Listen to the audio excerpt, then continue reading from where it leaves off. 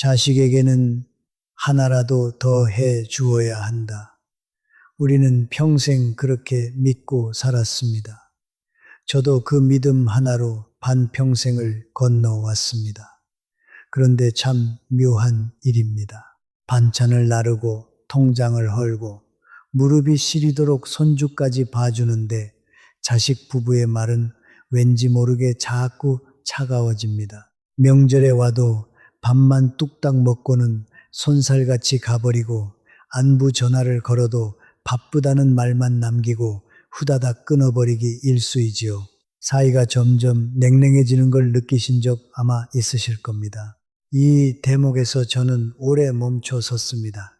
사랑을 쏟을수록 멀어진다면 우리가 평생 알고 있던 사랑의 방식이 어딘가 잘못된 것은 아닐까요? 오늘 밤에는 바로 그 이야기를 해보려 합니다. 놓아야 가까워지고 쥐면 빠져나가는 참 이상한 사랑의 이치 말입니다. 여기 손 안에 모래를 한 줌 쥐었다고 생각해 보십시오. 놓칠까봐 꽉 움켜쥐면 어떻게 됩니까? 손가락 사이로 모래가 더 빠르게 흘러내립니다. 오히려 손바닥을 가만히 펴서 받치고 있을 때 그 모래는 손 위에 고요히 남아있지요. 자식이라는 것이 꼭 손 안의 모래를 닮았습니다. 우리가 평생 힘주어 붙잡아온 그 손을 오늘 조금 펴보자는 이야기입니다.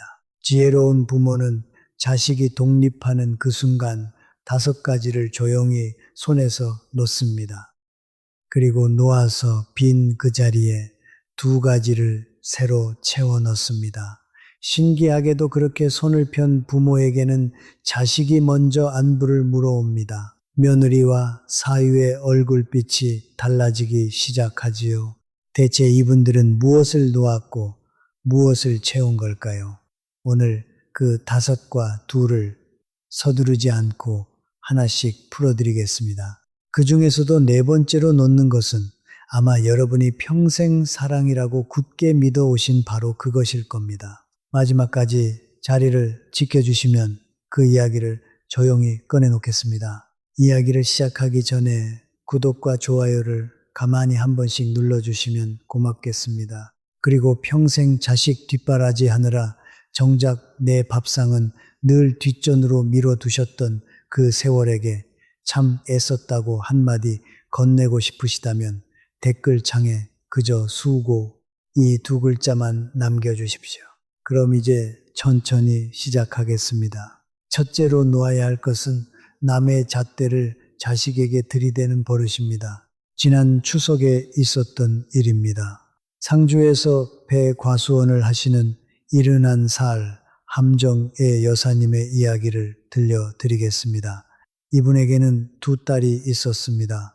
큰딸은 큰 병원에서 일하는 사람과 짝을 이루었고 작은 딸은 읍내에서 조그만 빵집을 하는 사람과 살림을 차렸지요. 온 식구가 명절 저녁상에 둘러앉았습니다. 함 여사님이 흐뭇한 마음에 큰 사위 자랑을 시작하셨습니다. 이번에 승진을 했다더라. 우리 집안에 복이 굴러 들어왔다. 여기까지는 참 좋았습니다. 그런데 곁에서 조용히 국을 뜨던 작은 사위에게 함 여사님이 굳이 한마디를 더 보태셨습니다. 자네도 그 빵집에만 붙어 있지 말고 형님처럼 든든한 직장을 좀 알아보는 게 어떻겠나. 그 말이 떨어지는 순간 작은 사위는 고개를 떨궜고 귓불이 벌레께 달아올랐습니다. 평소 그렇게 순하던 작은 딸이 밥숟가락을 소리나게 내려놓았습니다. 엄마, 꼭 그렇게 사람을 한 줄로 세워야 속이 시원해. 우리도 우리 방식대로 열심히 살고 있다고. 작은 딸 부부는 그날로 외투를 걸치고 자리를 떴습니다. 그리고 그 뒤로 명절마다 그 자리가 1년 반째 비어 있다고 합니다. 함 여사님은 제 손을 붙잡고 이렇게 말씀하셨습니다. 그저 좀 더 잘 되라고, 자극이 되라고 한마디 던진 건데 내 그 입방정이 모녀 사이를 갈라놓았다며 깊은 한숨을 내쉬셨지요. 이 장면이 아마 남의 집 이야기로만 들리지는 않으실 겁니다. 여러분도 자식이 더 나은 삶을 살기를 바라는 그 속마음에서 무심코 던진 말 한마디가 있으신가요? 부모에게는 스치는 바람 같은 말이었어도 자식 부부의 가슴에는 평생 박히는 못이 되곤 합니다. 사회 심리학에 낙인 효과라는 것이 있습니다. 말이 조금 어렵지요. 쉽게 풀면 이렇습니다. 누군가에게 자꾸 부정적인 꼬리표를 붙이면 그 사람이 정말로 그 꼬리표를 닮아 간다는 것입니다. 더 쉽게 말하면 부족하다는 말을 오래 들은 사람은 스스로도 자기를 부족한 사람이라 여기게 된다는 뜻이지요. 그런데 이 낙인이 가장 아프게 박히는 자리가 어디인지 아십니까? 바로 내 자식이 목숨처럼 아끼는 그 짝을 남과 견주는 순간입니다. 왜 비교의 말이 그토록 치명적일까요? 비교라는 것은 그 속을 들여다보면 상대의 존재 자체를 지우는 일이기 때문입니다. 형님처럼 하라는 말은 겉으로는 격려처럼 들립니다. 하지만 그 속뜻은 지금의 너는 모자라다는 말과 조금도 다르지 않습니다. 사람은 자기 존재를 부정당하면 화가 나기 전에 먼저 부끄러움을 느낍니다. 그리고 그 부끄러움을 안겨준 자리와 사람을 본능처럼 피하게 되지요. 명절상을 등지는 자식 부부의 그 뒷모습이 실은 부끄러움의 결과입니다. 더 안타까운 것이 하나 있습니다. 비교를 당한 당사자보다 그 곁에서 잠자코 지켜본 제 짝이 더 깊이 베인다는 사실입니다. 내가 세상에서 가장 사랑하는 사람이 그의 부모 앞에서 함부로 견주어지는 장면을 눈앞에서 보는 것, 그만큼 마음을 얼어붙게 하는 일도 드뭅니다. 옛말에 혀 아래 도끼가 들어있다 하였습니다. 아무리 사랑하는 부모의 입에서 나온 말이라 해도 경솔한 비교 한마디는 날선 도끼가 되어 단단하던 핏줄의 정마저 무참히 찍어내리고 맙니다. 물론 저는 압니다. 그 비교의 말 밑바닥에는 내 자식이 세상 누구보다 잘 되기를 바라는 눈물 겹도록 뜨거운 사랑이 깔려 있다는 것을요. 하지만 여러분, 다소 모자라 보이고 마음에 차지 않아도 그 사람은 내 자식이 온 힘을 다해 골라낸 삶이고 목숨처럼 아끼는 짝입니다. 그러니 이제부터 혀 끝에 서운한 말과 비교의 말이 올라오거든 딱 한 박자만 삼켜 보십시오. 그리고 이 한마디를 대신 떠올리세요. 참 애쓰고 있구나.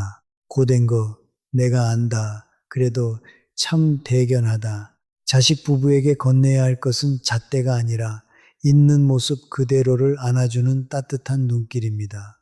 모자라도 제 하루를 최선을 다해 꾸려가는 그들에게 그 하루를 인정해주는 이 다정한 말 한마디가 세상 무엇보다 큰 위로가 되고 가장 든든한 힘이 됩니다.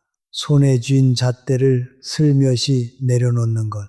첫째로 놓아야 할 것이 바로 이것입니다. 그런데 여러분, 비교하는 말을 끊어내는 것만으로는 아직 절반입니다. 끊어낸 그 빈자리에 무언가를 채워 넣어야 관계가 비로소 다시 숨을 쉽니다. 그 채우는 이야기는 뒤에서 따로 여쭙기로 하고 우선은 손에서 놓아야 할 것들을 마저 살펴보겠습니다. 둘째로 놓아야 할 것은 예고 없이 자식의 문을 여는 버릇입니다. 김천에 사시는 66 은순덕 여사님은 딸네 집과 버스로 2정거장 거리에 사셨습니다. 맞벌이하는 딸내외가 늘 눈에 밟혀서 김치를 담근 날이나 좋은 과일을 산 날이면 수시로 딸내 초인종을 누르셨지요. 처음에는 고마워하던 사위도 시간이 흐를수록 표정이 어딘가 굳어져 갔습니다. 그러던 어느 토요일 은 여사님이 갈치조림을 한 냄비 들고 불쑥 딸내를 찾아간 날이었습니다. 갑자기 나타난 어머니를 보고 딸이 지친 얼굴로 이렇게 말했다고 합니다. 엄마, 제발 올 때는 미리 전화 한 통만 해줘. 주말에 집에서 좀 늘어지게 쉬고 싶은데 언제 어머니가 들이닥칠지 몰라서 도무지 긴장이 안 풀린다는 것이었습니다. 그 말을 듣는 순간 은 여사님은 가슴이 철렁 내려앉았습니다. 나는 그저 내 딸 챙긴 죄밖에 없는데 반갑지 않은 손님 취급을 당하는 것 같아서요.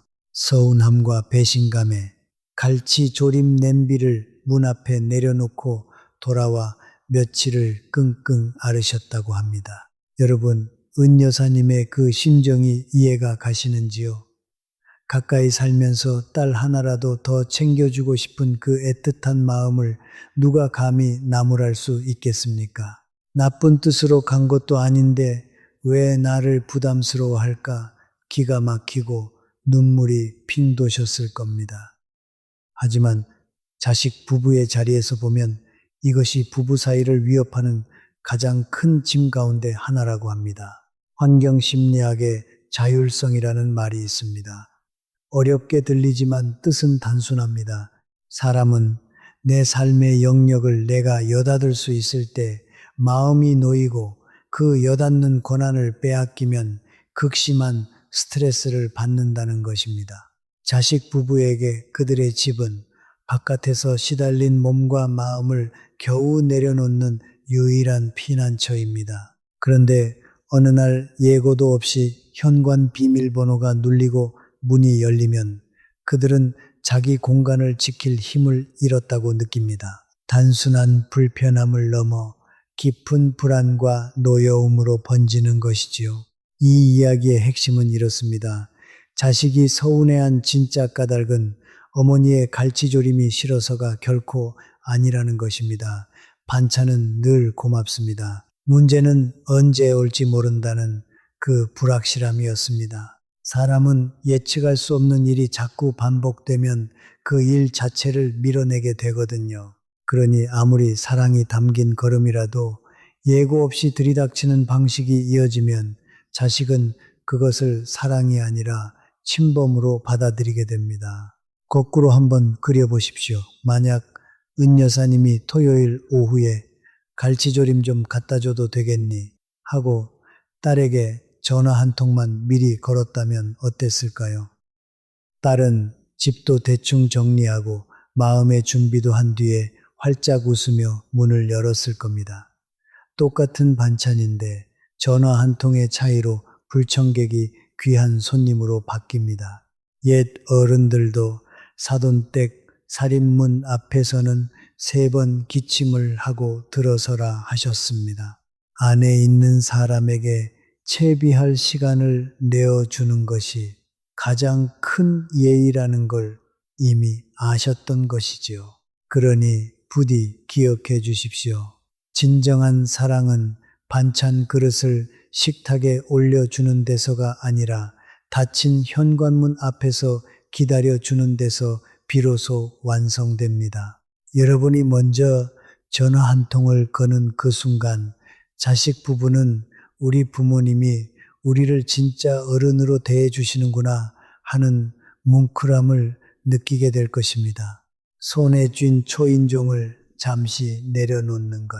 둘째로 놓아야 할 것이 바로 이것입니다.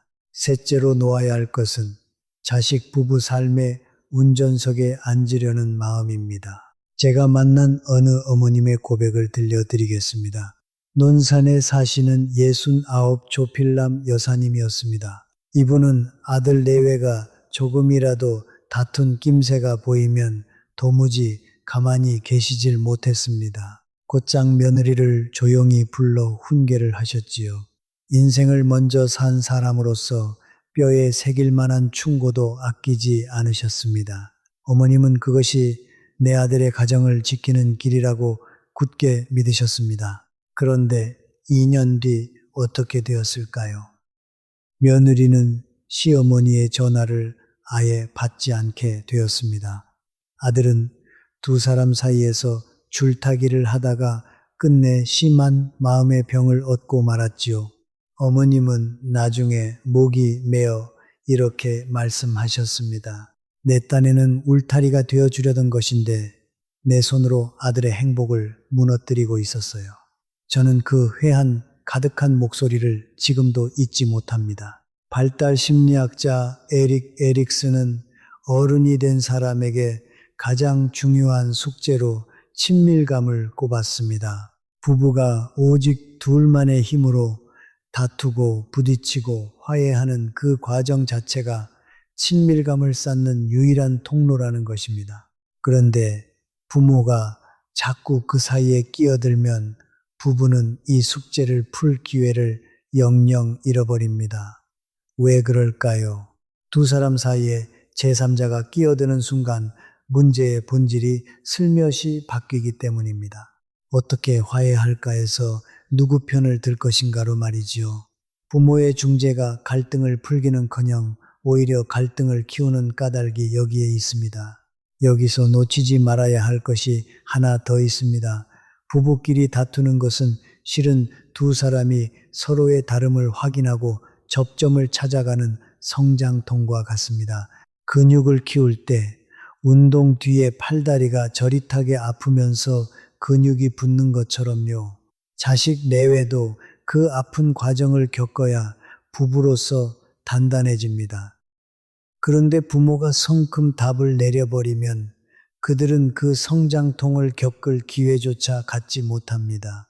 여기서 옛사람의 지혜를 하나 빌려오겠습니다. 노자는 도덕경에서 나 때 소유하지 않는다고 하였습니다. 말이 어렵지요. 풀어 말하면 이렇습니다. 내가 낳아 길렀다 해서 그 삶까지 내 것은 아니라는 뜻입니다. 자식은 내 몸을 빌려 세상에 왔을 뿐 제 삶의 주인은 처음부터 그 자신입니다. 2500년 전 사람이 남긴 이 한 줄이 오늘 밤 우리 마음을 겨누고 있습니다. 심리학에는 이와 꼭 닮은 말이 있습니다. 과제 분리라고 부릅니다. 내 과제와 남의 과제를 나눈다는 뜻입니다. 더 쉽게 말하면 자식의 숙제를 대신 풀어주지 않는 것입니다. 자식 부부의 다툼은 냉정하게 말해 그들의 과제이지 나의 과제가 아닙니다. 이 선을 흐리는 순간 자식은 부모에게서 마음으로 독립하지 못하고 부부는 자력으로 문제를 푸는 힘을 기르지 못한 채 멈추어 버립니다. 여러분, 자식이 힘겨워하는 모습을 곁에서 지켜보기만 하는 일이 부모에게 얼마나 살을 내는 고통인지 어찌 모르겠습니까? 당장이라도 달려가 정답을 일러주고 싶고 내 자식 편을 들어주고 싶으시겠지요.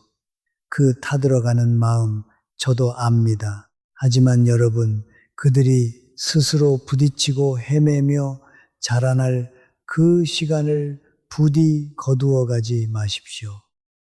진짜 사랑이란 내가 대신 길을 닦아주는 것이 아니라 그들이 제 발로 걸어갈 때까지 한 걸음 물러나 지켜봐 주는 것입니다. 말은 참 쉽지요.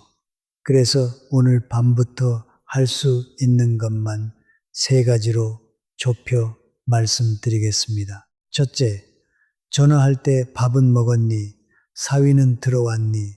하며 자식의 하루를 점검하는 대신 여러분의 즐거운 소식 한 조각을 짧게 전하고 먼저 끊어 보십시오. 자식은 여유 있는 부모의 모습에 오히려 마음이 놓입니다. 둘째, 자식이 제 짝의 흉을 보며 하소연을 하러 오거든 절대로 한쪽 편을 들거나 해결책을 내밀지 마십시오. 속상했겠구나. 그래도 그건 너희 둘이 풀어야 할 몫이란다. 이 한마디면 충분합니다. 셋째, 입 밖으로 나오려는 조언을 딱 한 박자만 늦춰보십시오. 묻지 않았다면 굳이 가르치려 들지 않아도 됩니다. 부부에게는 부부만의 규칙이 있고 그 규칙을 존중하는 침묵이야말로 가장 품격 있는 사랑입니다. 다 어려우시면 첫째 하나만이라도 오늘 밤 해보십시오. 이렇게 여러분이 한 발 물러선 그 자리에서 자식 부부는 비로소 처음으로 서로의 손을 꼭 맞잡게 됩니다. 그리고 그 손을 잡은 두 사람이 뒤돌아 가장 먼저 고마움을 전할 사람은 다름 아닌 여러분입니다. 운전대에서 손을 떼고 조수석으로 옮겨 앉는 것, 셋째로 놓아야 할 것이 바로 이것입니다. 여기까지 우리는 세 가지를 손에서 내려놓았습니다. 남의 잣대를 내려놓았고, 예고 없는 걸음을 내려놓았고, 운전대를 내려놓았습니다. 가만히 보면 셋 다 결이 같지요. 사랑이 아니라 사랑이라 믿었던 붙잡음을 놓는 일이었습니다. 이제 가장 무겁고 가장 놓기 어려운 두 가지가 남았습니다. 숨 한 번 고르고 천천히 그 앞으로 걸어가 보겠습니다. 넷째로 놓아야 할 것은 내 지갑을 열어 자식의 살림을 채워주는 버릇입니다. 아마 이것이 오늘 밤 가장 놓기 힘든 하나일 겁니다. 여러분, 혹시 결혼한 자식의 월세를 대신 붙여주고 계시지는 않으신가요? 손주 학원비라도 보태주려고 남몰래 적금을 깨고 계시지는 않으신가요? 부모 마음이야 다 한 가지일 겁니다. 내 새끼가 허덕이며 사는 꼴을 보느니 차라리 내 노후 자금을 헐어서라도 손에 쥐어주고 싶은 것이지요. 정선에 사시는 72살 되신 어느 아버님은 참으로 허탈한 얼굴로 이렇게 말씀하셨습니다. 나는 한평생을 아끼면서만 살았어요. 구두 한 켤레 변변히 못 사신고 그 돈으로 자식들 전세금 보태주고 대출이자 갚아줬는데 왜 내 통장에는 아무것도 남지 않았을까요?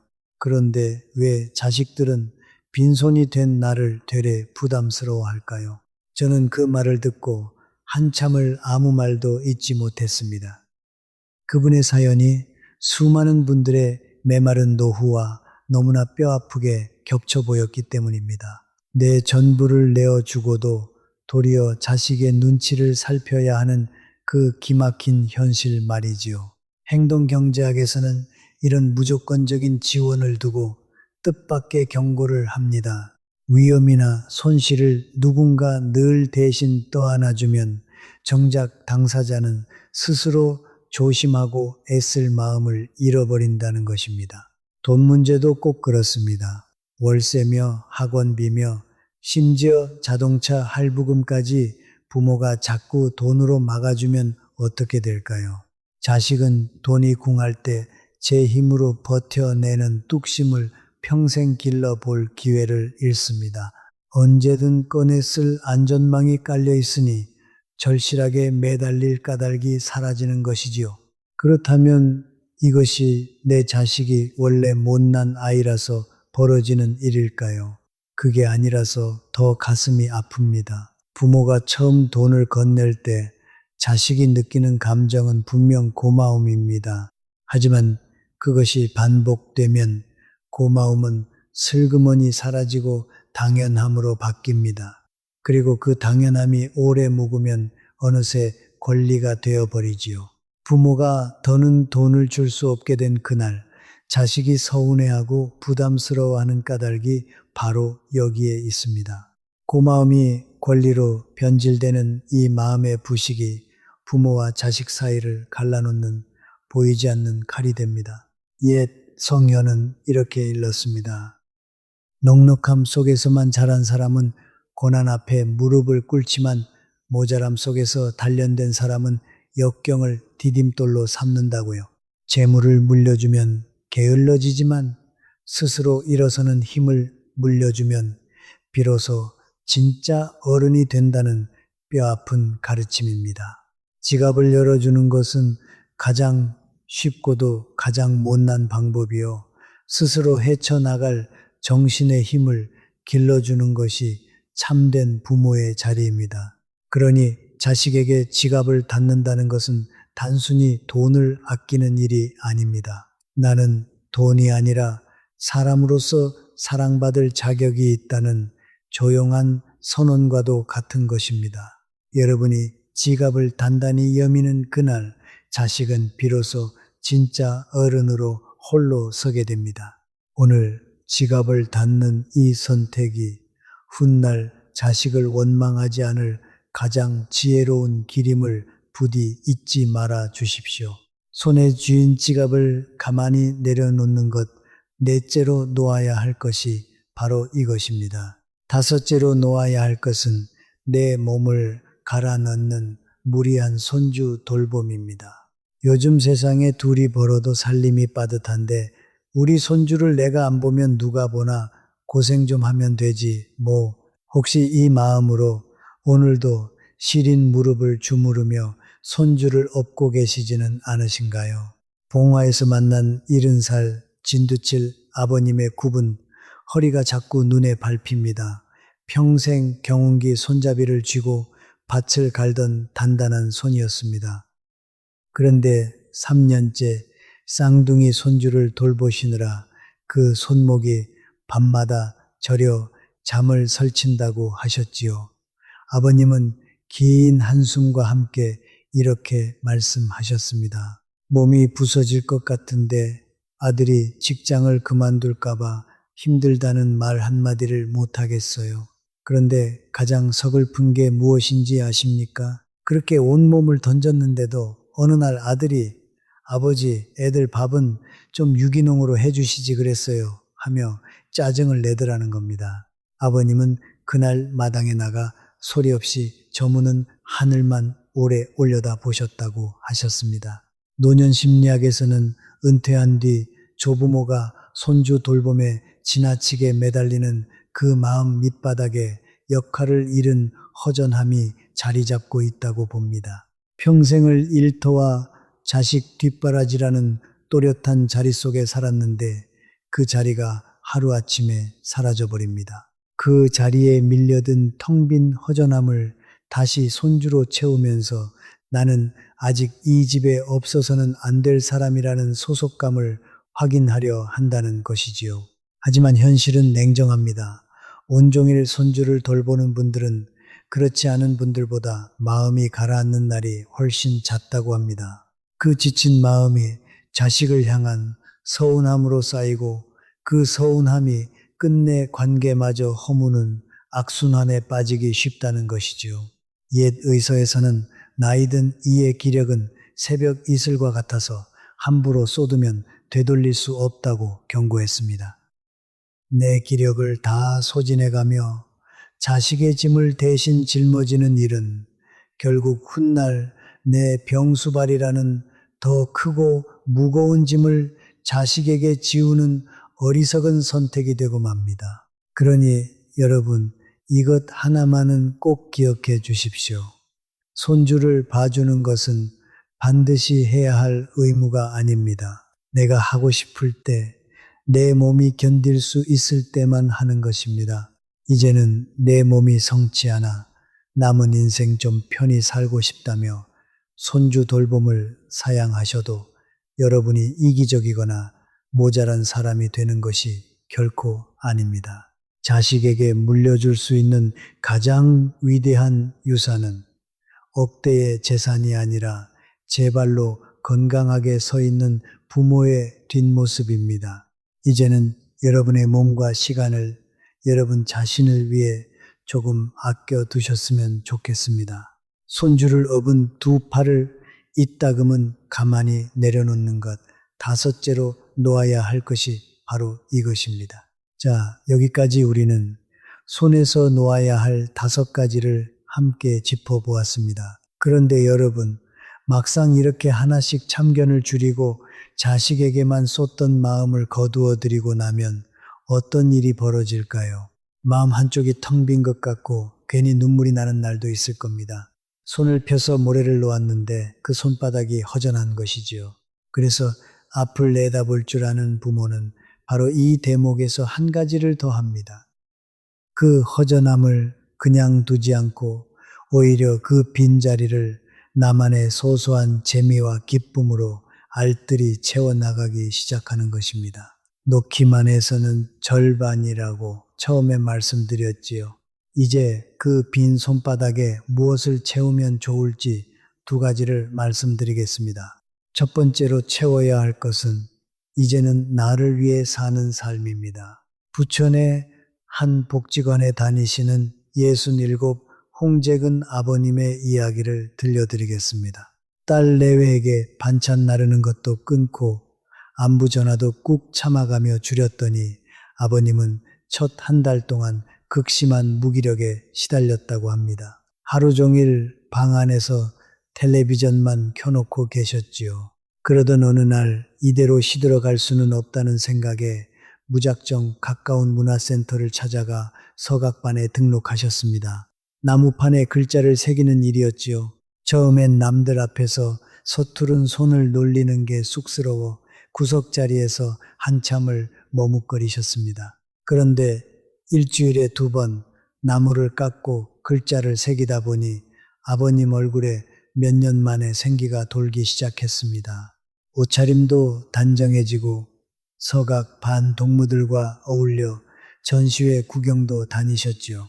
넉 달 만에 친정을 찾은 딸 내외가 아버지를 보고 깜짝 놀랐습니다.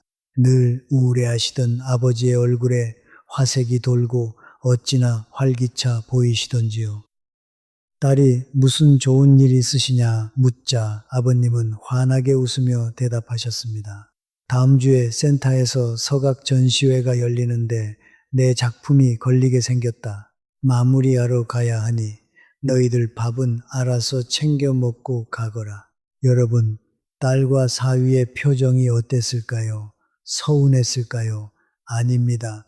두 사람은 아버지의 밝은 모습에 오히려 마음을 놓으며 진심으로 기뻐했습니다. 그리고 그날 이후로 딸 부부는 주말마다 먼저 연락을 해오기 시작했다고 합니다. 아버지, 오늘 작품 안 하시면 사위랑 뒷산이라도 한번 오르시지요 하면서요. 여기서 우리는 한 가지 놀라운 연구를 만납니다. 미국의 한 대학이 724사람의 삶을 무려 85년 동안 따라간 연구가 있습니다. 갓난아기가 90살 어르신이 될 때까지 한 사람의 평생을 통째로 지켜본 셈이죠. 그 긴 연구가 내린 결론 가운데 하나가 오늘 우리 이야기와 정확히 맞닿아 있습니다. 나이 들어 행복한 사람의 비결은 자식에게 매달리는 데 있지 않았습니다. 자식에게서 거둔 마음의 힘을 나를 기쁘게 하는 새로운 배움과 관계로 돌린 사람들이 끝내 빛나는 노년을 맞이했다는 것입니다. 어쩌면 이렇게 손사래를 치실지도 모르겠습니다. 내가 평생 일만 하고 살았는데 무슨 취미냐, 이 나이에 새삼스레 뭘 배우냐고요. 한 푼이라도 아껴 자식 입에 넣어주는 것만이 부모의 도리라 여기며 사셨으니 그 마음이 오죽하시겠습니까? 하지만 여러분, 이것은 늦은 것이 아니라 이제야 비로소 나만을 위한 시간을 누리는 것입니다. 부모가 자식 걱정을 내려놓고 저만의 세계에 즐겁게 빠져 있을 때 자식은 그런 부모를 보며 도리어 깊은 존경심을 품습니다. 아, 우리 부모님이 나 없이도 저렇게 멋지게 인생을 즐기시는구나 하면서요. 자식 부부에게 건넬 수 있는 가장 값진 선물은 여러분 스스로가 충만하고 행복한 하루를 사는 그 모습 그 자체입니다. 빈 손바닥에 채워야 할 첫째가 바로 이것입니다. 두 번째로 채워야 할 것은 자식 부부를 귀한 손님처럼 맞이하는 마음입니다. 의성에 사시는 66 왕순옥 여사님의 놀라운 변화 이야기를 들려드리겠습니다. 왕 여사님은 평소 한 집안 식구끼리 뭘 그렇게 따지느냐, 편한 게 제일이지 하고 여기는 분이셨습니다. 주말에 딸과 사위가 오면 잠옷바람으로 부엌에서 설거지를 하며 맞이하셨지요. 사위가 인사를 하면 흘령보고는 왔니? 저기 현관에 택배 좀 안으로 옮겨다오 하며 그저 편한 식구 부리듯 대하셨습니다. 자연히 자식 부부가 머무는 시간은 늘 짧았고 집안 공기는 어딘가 서먹하고 냉랭했습니다. 그러던 어느 날 왕 여사님은 이웃에 사는 동갑내기 친구 집에 갔다가 큰 충격을 받았습니다. 친구는 결혼한 딸 내외가 온다고 하자 곱게 옷을 갈아입고 현관 앞까지 나가 환한 미소로 자식 부부를 맞이했습니다. 사위에게는 쉬는 날 장모 집까지 와주느라 고생이 많네.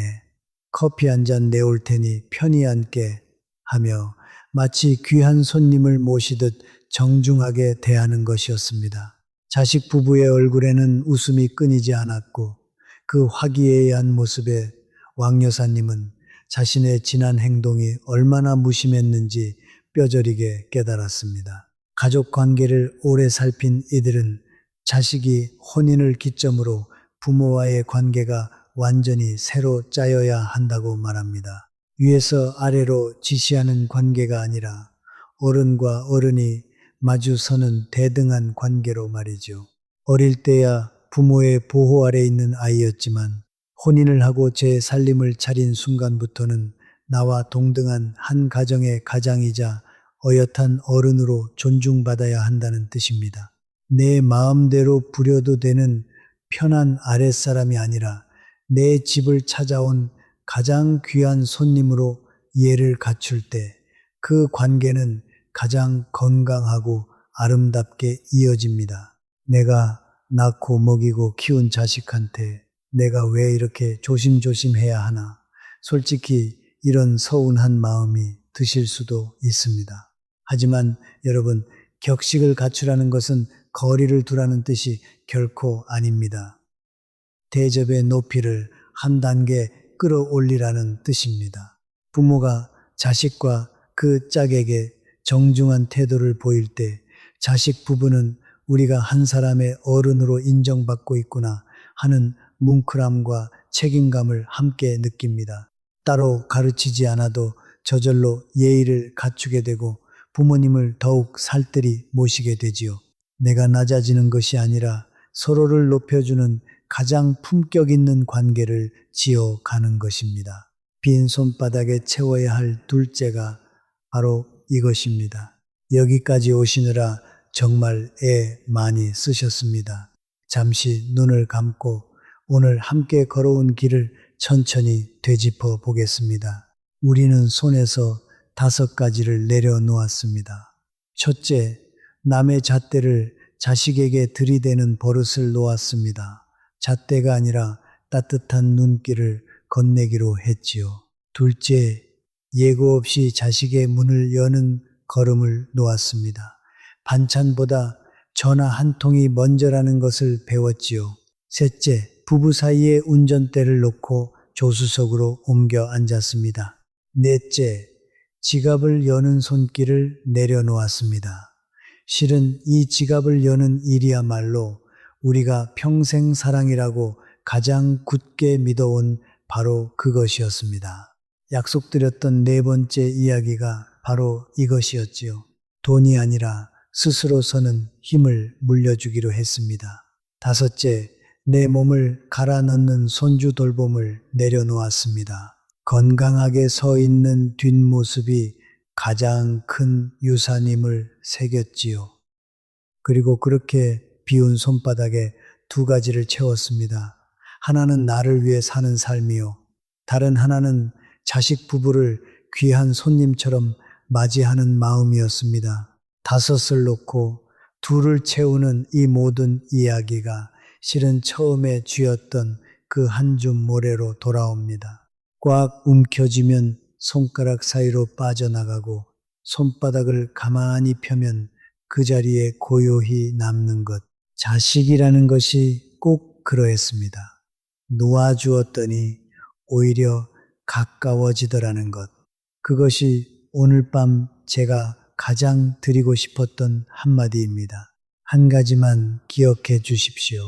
이 모든 것은 여러분이 나쁜 부모여서가 결코 아닙니다. 너무 깊이 사랑한 나머지 사랑을 놓는 법을 한 번도 배운 적이 없어서 생긴 일일 뿐입니다. 다만 이제 사랑의 방식을 바꿔야 할 때가 왔을 뿐이지요. 부모가 제 인생을 즐기기 시작하면 자식은 걱정 대신 존경을 품습니다. 억지로 부르지 않아도 명절이 아니어도 자식 쪽에서 먼저 웃는 얼굴로 문을 두드립니다. 오늘 이 이야기가 마음 한구석에 한 조각이라도 닿으셨다면 구독과 좋아요를 가만히 한 번씩만 눌러주시기를 부탁드립니다. 그리고 오늘 밤 같은 마음으로 잠 못 이루고 계실 이 땅의 또 다른 부모님이 곁에 계시다면 이 이야기를 조용히 전해 주십시오. 그것이 우리가 서로의 밤을 지켜주는 방법입니다. 마지막으로 한 가지만 정하겠습니다. 이 영상을 끄신 뒤 거울 앞에 서서 자기 자신에게 이 한마디만 건네 주십시오. 애썼다. 정말 고생 많았다. 평생 아무도 해주지 않았던 그 말을 오늘은 여러분이 여러분에게 직접 들려주십시오. 그리고 오늘 이야기 가운데 내일 당장 나를 위해 시작해볼 한 가지가 떠오르셨다면 댓글에 그 다짐 한 줄을 남겨주십시오. 여러분의 그 한 줄이 같은 밤을 건너고 있는 다른 부모님께 가장 따뜻한 용기가 될 것입니다. 부디 오늘 밤은 평생 꼭 쥐고만 계시던 그 손을 가만히 펴신 손바닥처럼 더없이 가볍고 편안한 잠자리가 되시기를 빕니다. 그동안 참 애쓰셨습니다. 이제는 여러분 차례입니다. 평안한 밤 되십시오.